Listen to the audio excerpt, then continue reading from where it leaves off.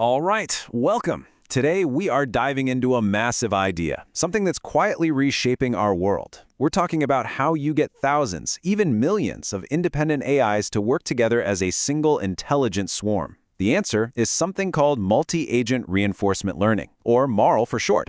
And believe me, it's already here. So, just to kick things off, imagine this, 1,000 robots all moving at high speed inside a giant warehouse, all trying to get a job done. The crazy part, there's no single boss, no central computer dictating every single move. It's just chaos that works. So how on earth do they pull it off? How do they avoid crashing into each other and actually cooperate? That's the exact puzzle we're going to unpack today. Now, to really get this, we've got to understand a key difference.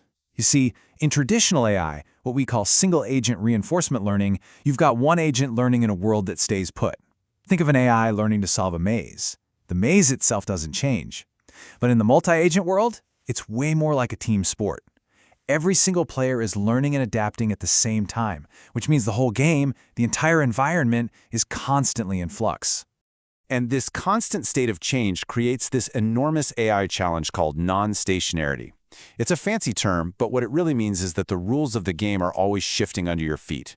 A strategy that worked perfectly a second ago might be totally useless now just because another agent learned a new trick to counter you.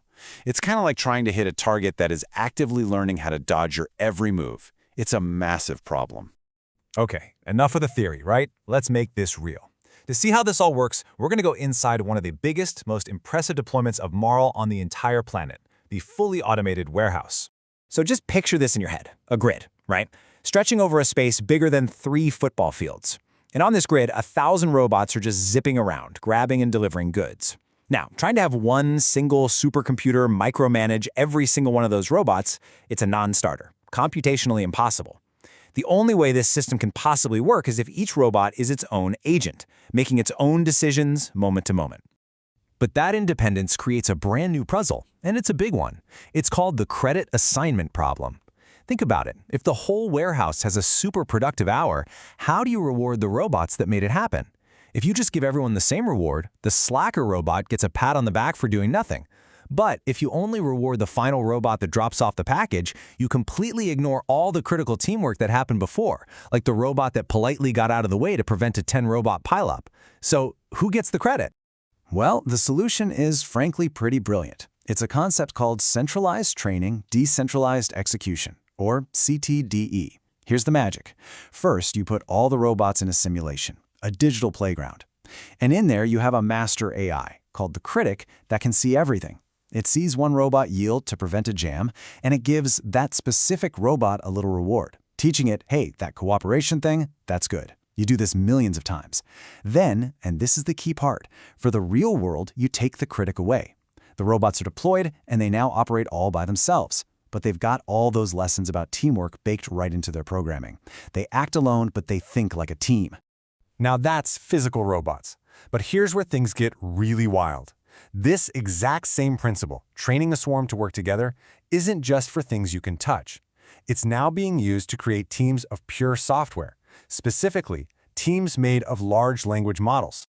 So, okay, we've just seen how MARL can get 1,000 real-world robots to dance in perfect harmony.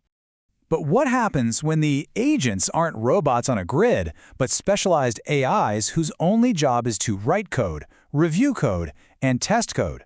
Well, it turns out you can build an entire autonomous team of software developers using the exact same playbook. And this table just lays it out so perfectly. You just translate the concepts. For the LLM team, the environment isn't a physical warehouse grid. It's the compiler and the software tests. The reward signal isn't successfully moving a box. It's writing code that actually works, that passes all the unit tests. And that whole credit assignment problem, you solve it with a critic agent that looks at bugs and intelligently figures out which LLM to give the feedback to. It's the same logic, just in a different world.